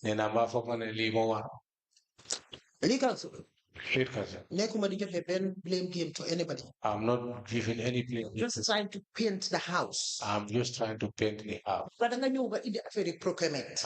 You came until you talk about procurement. And that is where I saw to you that certain things must go wrong. Because procurement office was not there. Because procurement office have never had. I'm not time we don't see office. There was a time when we came to office. So you will like my file A, B, and C. If you come and ask me a file of A, B, and C, I cannot be able to. Because there was no record office. Because it was? There was no record office. There was no record office. Let me give you an example. When were you elected democratically? From which mayor did he over from? I know. That's why I said that it is Yes. because the way he operates. When I was mayor, I left the council in 2012. Yes. 2008, I bought 2 brand new funeral vans. Up to today, the council, there is no functional funeral van. Yes. So I wanted to be clear, from which mayor did she take over from with all these inadequacies that she is talking about? Yes. It's not just flowing it openly like that. Yes. We will get that, Honorable Commissioner. We'll get that.